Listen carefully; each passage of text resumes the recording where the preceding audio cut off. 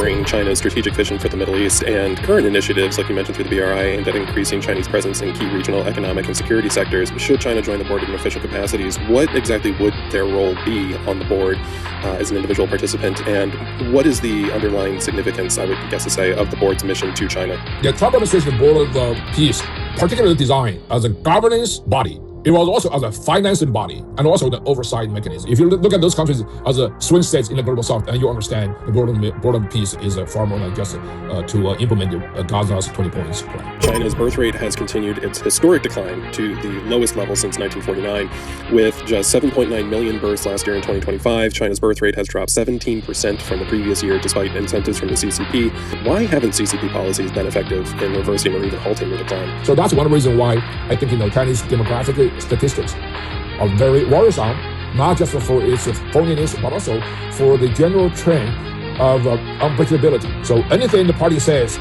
you got to really look at it with some degree of distrust. Welcome to China Insider, a podcast from the Hudson Institute's China Center. I am Miles Yu, Senior Fellow and Director of the China Center. Join me each week for our analysis of the major events concerning China, China threat, and their implications to the U.S. and beyond.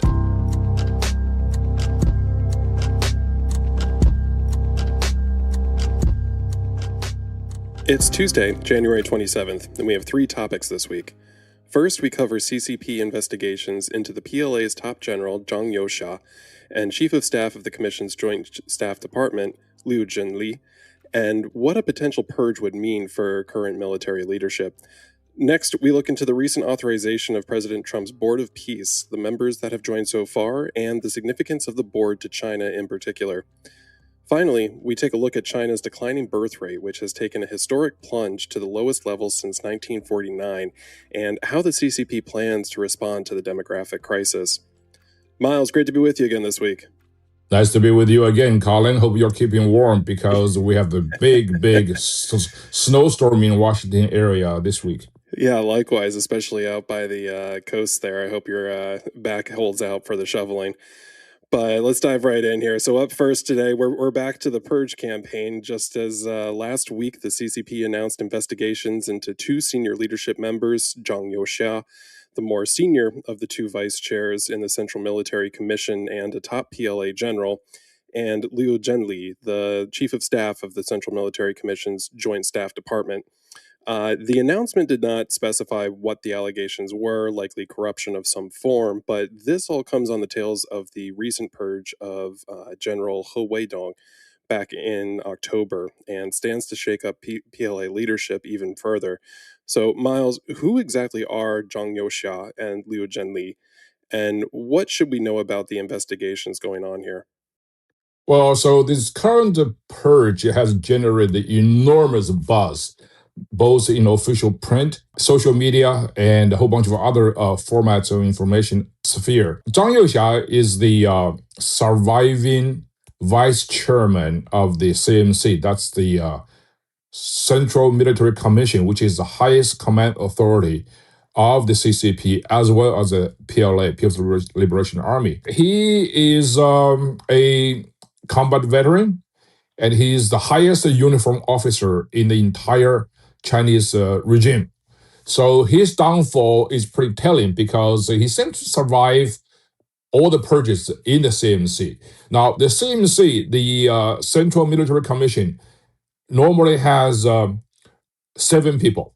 The chairman, of course, is supreme leader himself. Xi Jinping is at the top. And then normally have 2 vice chairmen. And Zhang Youxia is one of them. Another one, his predecessor, well, his co-chair is He Weidong, you mentioned. It was purged.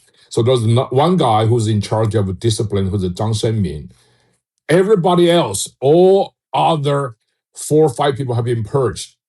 So now the 7-member CMC has only 2 people left.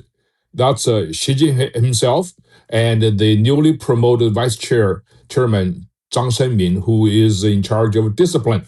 So it's ridiculous. So this purge at the CMC to the world is both a comedy and a tragedy. it shows that how absurd Chinese politics it is, and as well as it's bad. So absurdity is really the thing. Now, normally, Xi Jinping always used the rules to purge those senior, highest-ranking officers. Corruption. Yes, they're all corrupt, but 5 out of 7 or 72% of those senior officers cannot be all purged because of corruption. So it got to be something else. That something else is really political loyalty and or imagined disloyalty. As we always say in Chinese, 不绝对忠诚就是绝对不忠诚, which means not loyal absolutely means absolute disloyalty, which deserve to be purged. Yeah, good that you bring up the disloyalty aspect there, because I think we were talking about, I'm trying to remember back in October under He Weidong, it was almost like the writing was on the wall that of the two vice chair positions, if He Weidong was susceptible, then it was likely that Zhang Youxia was next on deck, and it was just a matter of time for when. And now we've kind of reached that point. So I was looking into some of this, and according to Reuters, this is and you can correct me if I'm wrong here, but the second removal of a sitting general on the CMC since the 1966-76 Cultural Revolution. And it seems like both Zhang Youxia and Liu last appeared with Xi Jinping at a military promotion event back on December 22nd, but haven't appeared in public since then. So all indications were that, it was thought that Zhang, at least, despite being a member of the old guard and one of the last remaining generals with combat experience, was also one of Xi's closest military allies in the party. So to go back to the disloyalty, Miles, where did this likely come from? Was this something that Xi had probably planned, lined up just to get more loyal followers, second tier PLA generals? And speaking of that, who is likely next up to take Zhang's place as the next vice chair? Nobody. Nobody really wants to be in that position. Well, you mentioned about the Zhang Youxia and He Weidong were the most senior military president to be purged. That's true, and yes and no, because you remember Deng Xiaoping did the same thing. At the time, he purged the party chief, Zhao Ziyang. Now, Zhao Ziyang, I believe, was the vice chair of the CMC. So even though he was not a uniform person, but he was in charge of a huge chunk of the CMC. So you go back, this corruption charge against a senior official is so ridiculous. It really defies common sense. In addition to the officially announced boilerplate charge against Zhang Youxia and Liu Zhenli. By the way, Liu Zhenli is equivalent to the chair of the Joint Chiefs in the U.S. system. So he's not a same member, but it's still very significant. He's an operations guy. In addition to the boiler charge of serious violation of party discipline and national law, if you read the Chinese government official announcement of the purge of Zhang and Liu, it says in bold-faced print that those officers were purged because they were violating the CMC rule of chairman's supremacy, which means that those two people are challenging the supremacy and infallibility of the chairman himself. That's Xi Jinping. So this is obviously the reason. So you see, this is basically is a power play. Xi Jinping is so paranoid. Any sign of disagreement is translated into a sign of disloyalty. That's why these two were charged. What's really is amazing over this whole issue is not only the purge of these two gentlemen who were very significant in the PLA hierarchy, but also the rumor machines gone bananas worldwide. Inside the Chinese cyberspace, you have this generation of so-called bedroom whisperers, 听床师. Those are would-be CCP insiders. Many are snake oil salesmen on the internet. And also, you got some reputable newspaper were sucked into this kind of cycle of a rumor machine. Wall Street Journal, New York Times, in particular, and also some ex-CIA analysts who've been run on the CCP for decades, and they're all based upon speculations, as flimsy and if any evidence at all. Usually hearsay from so-and-so in Beijing who has an uncle in the National Ministry of Defense, or whose cousin is a chauffeur for a mid-ranking PLA officer. And based on all those sources, hearsays, they have some kind of incredible stories to tell. None of them is supported by real hard evidence. But there is one logic. The logic is that for anybody who is purged, you have to have two qualifications. Number one, you are usually very close to the supreme leader. And also, two, usually you have real influence inside the regime, particularly command authority over the armed forces.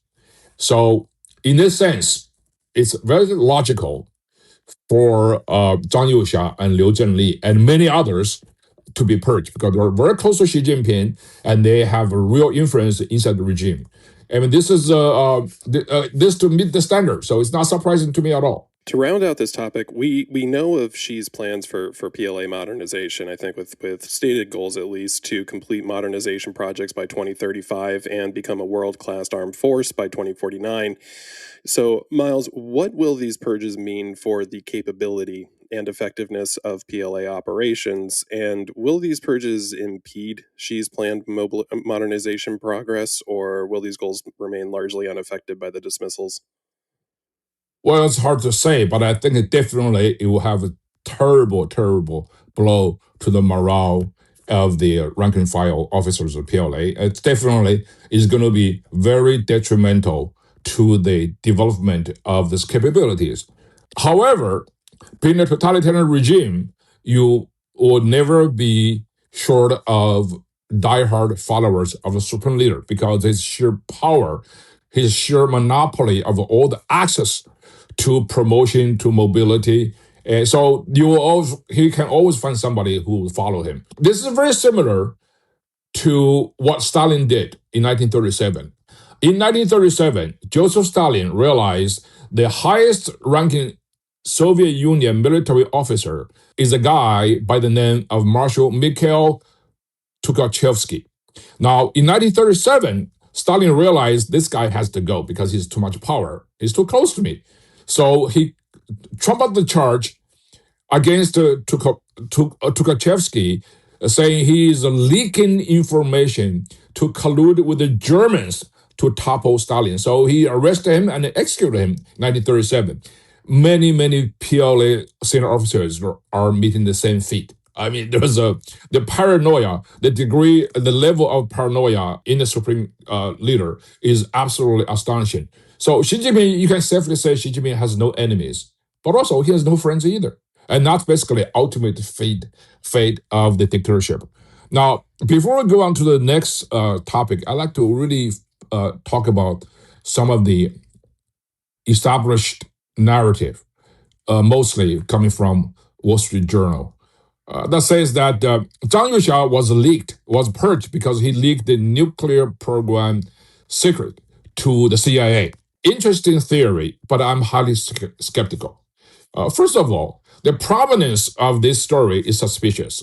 It goes something like this. There's a guy, his name is Gu Jun. Gu Jun is in charge, is a party chief of the China's civil military nuclear development program called CNNC. So he was busted, and in his confession, he said, you know what? General Zhang Youxia is trying to get nuclear secret from me, and he used that, and he leaked to the US, to the Americans. This sounds really stupid because number one, Gu Jun is a civilian guy in charge of China's nuclear program. Yes, there might be some kind of a dual-use capacity there, but Zhang Youxia as a vice chair, he knows all the weaponized nuclear secrets already. He doesn't need some information from Gu Jun to have this kind of secret. He has a secret already. So this is really is not plausible to me. Now, the danger of promoting such a theory that he is purged because he leaked national secret to the enemy could be a trap promoted by the CCP, because it can sell to the Chinese people that Zhang Youxia's downfall has nothing to do with his disloyalty to Xi Jinping, which is very infamous and unpopular in China, but because he is the enemy of the Chinese as a nation. He leaked the state secret to the enemies. I don't think that's really a good theory we want to promote without any solid evidence. As a matter of fact, if you know the CCP history, PLA history, you would know that the charge of colluding with foreigners, with the foreign adversary, is the norm. It's not exception. Mostly phony charges, of course, but they're extraordinarily real in the minds of the supreme leader. Either being Mao, Deng Xiaoping, Xi Jinping, they're all the same. You look at the under Mao's rule since 1949 until 1976, he purged some of the major leaders within the CCP and particularly within the PLA. All charged them with a foreign spy or leaking national secret to the foreigners. Gao Gang, Zhao Shushi, that's in 1950s. He was a charge of leaking secrets to the Soviet Union and to establish an independent kingdom. Now, the next one is 1959. Marshal Peng Dehuai, who was defense minister, he was purged because he was accused of colluding with the Soviets, mostly Khrushchev, in criticizing Mao Zedong's wacky, greatly forward and People's Commune scheme.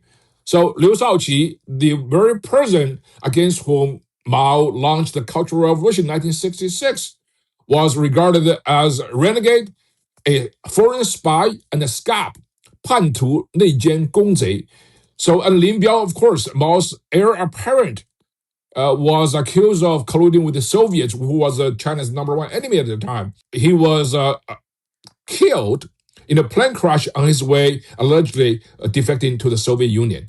So you can see on and on. And I mentioned Zhao Ziyang, of course. Zhao Ziyang, the party chief, was purged after 1989 Tiananmen massacre, partly because Zhao Ziyang told the ultimate state secret to the visiting Soviet Union party chief Gorbachev. He said to Gorbachev that, I'm not really in charge, even though my title looks I'm in charge, but Deng Xiaoping is really in charge. And that's basically something that he is purged for, in part. And then you look at Xi Jinping, since he's taking in power in 2012, this paranoia against leaking information, against colluding with foreigners to topple him, has gone absolutely bonkers. The first person he purged was the Politburo chief, a Politburo member, Bo Xilai, who was a party chief in Chongqing, my hometown. His wife, Bo's wife, was having an affair with what China think was the British MI6 agent. And ultimately, that British man was killed in Chongqing. That's one reason why he was poor. China's top cop in 2014 was purged by Xi Jinping. This guy's name is Zhou Yongtang. He was not just an ordinary member of the Politburo. He was a member of the standing committee of the Politburo, which is really high. And he was basically purged by Xi Jinping, among others, for deliberately leaking state secret. To whom? Obviously, it's foreigners, Americans. And same thing happened to Lin Jihua, another Politburo member.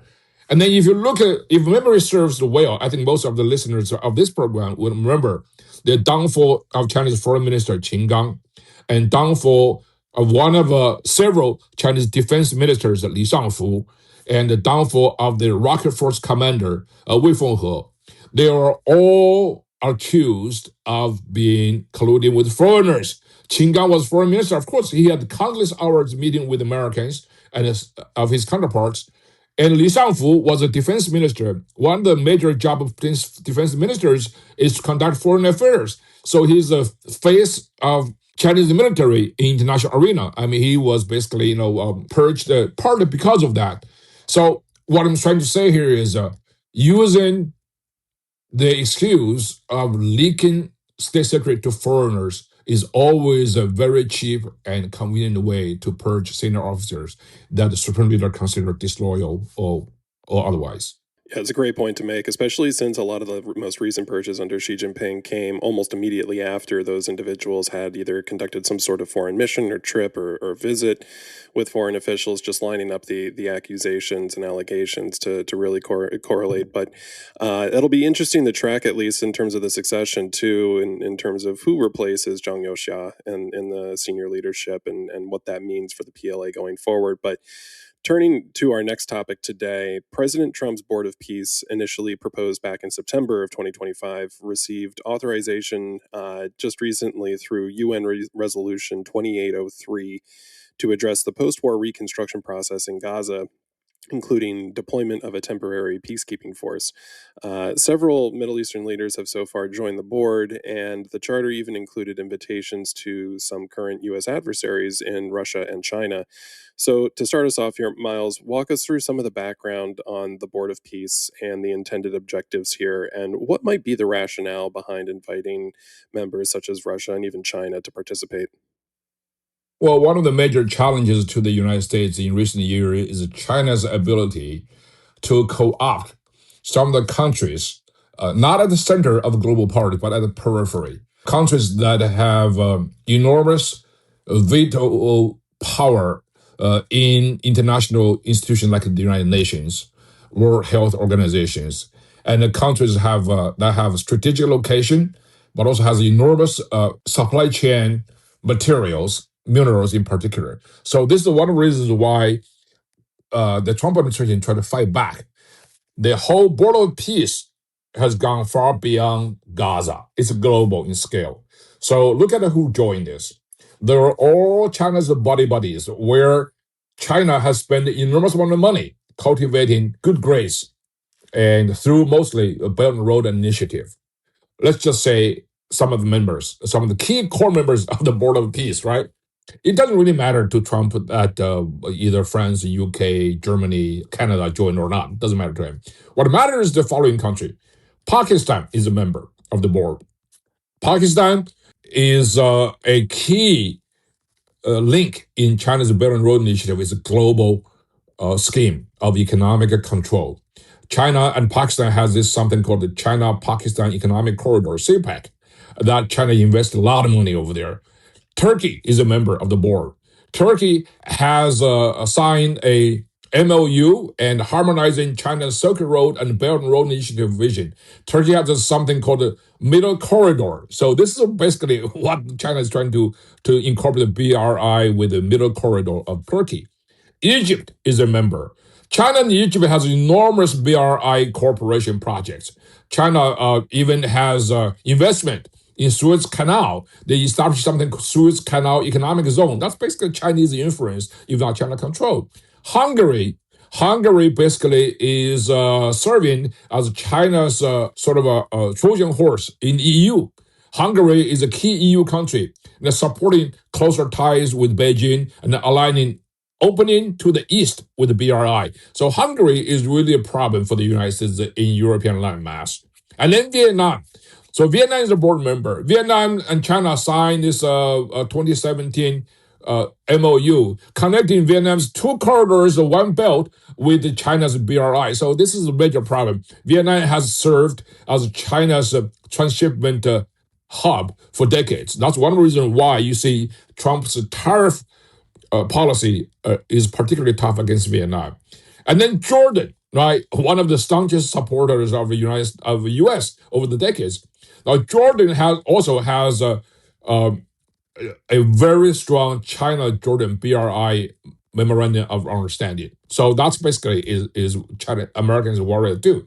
And then Argentina, despite all this sort of special relationship, hot air between Buenos Aires and Washington, D.C., Argentina was a major BRI destination. Argentina also, most worrisome, has a shared space program with PRC in Western Hemisphere. So this is something that's basically we're trying to do. And I think, the Trump administration, the Board of Peace, particularly designed as a governance body. It was also as a financing body and also the oversight mechanism. So you have three things, right? Number one is governance. Governance, basically, you use a U.S. chaired position to create the alternative parallel multilateral structure, which and also it has a financial buy-in rules. You spend $1 billion to even qualify, right? And of course, you create the accountability. You have to be transparent. You have to really to basically to be sure that you do not really let China run you over. So that's why there is a supply chain agenda. There is a global south swing state. If you look at those countries as a swing states in the global south, and you understand the board of peace is far more than just to implement the Gaza's 20 points plan. You know, we've spent time in past shows covering China's strategic vision for the Middle East and current initiatives, like you mentioned, through the BRI, aimed at increasing Chinese presence in key regional economic and security sectors. Should China join the board in official capacities, what exactly would their role be on the board as an individual participant? And what is the underlying significance, I would guess to say, of the board's mission to China? China will not join. This is very similar to 1947 when the United States announced its Marshall Plan to European countries. Now, at the time, it included all European countries, war-torn economies. That would include the Soviet Union. But of course, the Soviet Union would never join. So in the end, we knew from the beginning that program, the Marshall Program, is aimed at restoring Western European economies. So Soviet Union basically flat out rejected. This is exactly the same thing was happening. China rejected the Board of Peace invitation flat out right. So we move to our final topic today. For a fourth year in a row now, China's birth rate has continued its historic decline to the lowest level since 1949. With just 7.9 million births last year in 2025, China's birth rate has dropped 17% from the previous year, despite incentives from the CCP. Related to continued issues with high living costs, youth unemployment, and an aging population, all contributing to the decline here. So the CCP has sought several solutions, let's say, including subsidy incentives, declaring childbirth a patriotic act, even taxing condoms, and access to free preschool. And I think, even more formally back in 2021, we have the 3-child policies. So, Miles, walk us through what are the causes of yet another year of birth rate decline here for China, and why haven't CCP policies been effective in reversing or even halting the decline? Well, I think, the most extraordinary thing is not the numbers, is the fact that China actually openly announced it. I am very skeptical of all the numbers that are coming out of the PRC's official mouthpiece, particularly the Chinese National Bureau of Statistics. It's basically a machine of really flat out mendacity. I think the fact that the Chinese government is so willingly, voluntarily announced this extraordinary drop in birth rate is another effort to cover up a gigantic lie from the very beginning. That is the real population number of China, which was probably not nearly as big as 1.4 billion. I don't know why China stick to that for decades. So I think it is trying to mitigate the impact if the lie is exposed. So that's why they can say, hey, listen, it's through natural birth rate decline that really is accounting for the smaller number of Chinese demography. So that's my overall take on this.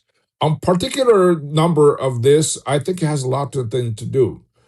Now, that does not necessarily mean there's no nationwide unwillingness to have babies. Women in China are far less likely to have babies nowadays. Men do not want it either, mostly because of Chinese policy has plunged the Chinese economy and livelihood into the nadir in most cases, particularly after COVID. So think about this. When a woman is in her most fertile age, and she would be facing a lot of economic hardships, jobs, and also discrimination, and the enormous pressure from a family that could be bigger than what she could support. So, and that's why, as a result, a lot of women, I would not say most, a lot of women in China were less likely to become mother. You might say this is in line with the democratic tendency of the most developed countries, like in Japan, like in South Korea, like in US, like in many countries in Europe. But this is not the same cause. As I say, in Western countries, in developed countries, birth rate is also dropping, but it has a lot to do with the increased independence of women in those states, and also has a lot to do with the sort of gender equality, ironically. However, China is the opposite. It's basically sheer poverty, sheer inability to predict the future. And is that uncertainty, that economic income level disparity that really gave people pause to continue to have a big family. If you really go ahead to have a family, have say one kid or two, and what you're facing here is you are married at a young age, you have to take care of your own children with all your resources. In the meantime, your husband's parents are retired, your own parents are retired, so you got 4 elderly to take care of. China is a country with an extraordinarily weak social security net. So basically, the burden is crushing. That's another reasons why people do not want the kids. So it's a combination of many factors. Don't forget, despite all this miraculous reporting about China's economic miracle, lifting 800 million people out of poverty, those were all hot air. The fact remains, China's per capita income is among the lowest in the world. An average worker, his salary is about $5 to $10 a day. That's very low. That's one reason why China's purchasing power is a miracle. All those Western companies trying to go to China, not just for the market share of China, it's potential, yes, but mostly they want to use cheap labor in China to manufacture goods so they can sell them to a highly industrialized countries, industrial markets like the United States and Western Europe. So that's one reason why I think Chinese demographic statistics are very worrisome, not just for its phoniness, but also for the general trend of unpredictability. So anything the party says, you got to really look at it with some degree of distrust. Well, that brings us to the end of another enlightening conversation. Thank you to our listeners for joining us, and thank you, Miles, as always, for lending us your time and expert insight. I'm going to go try and not throw my back out with shoveling here, and I hope the same for you, but looking forward to seeing you again next week. All right. See you next week. 高雄，我们来了，亲爱的观众朋友，我们即将在2月5号星期四晚上，高雄梦时代秀台影城，免费请南部的乡亲、南部的朋友看这一部电影。那张照片里的我们，历史可以被原谅，但是不能被遗忘。这是一部透过了凄美的爱情故事，诉说着中立事件的电影。就在前几天，1月23号的礼拜五，台北的信义威秀包场，全场的观众感动，令我记忆犹新。谢谢金钟奖导演汤申荣汤导演，还有郑南芳导演，他们来到现场跟大家相见。2月5号这一天，我想亲自跟您说一声谢谢。欢迎大家来领票，当然一定要记得要在我们的信箱 taiwanplusyt@gmail.com 留下您的姓名，留下您的电话号码，还有告诉我们您需要几张票，每个人最多可以有6张，座位相当的有限，请赶快来信索取。因为能够欢喜相见，真的是一件很幸福的事情。2月5号，高雄见，我在梦时代等你。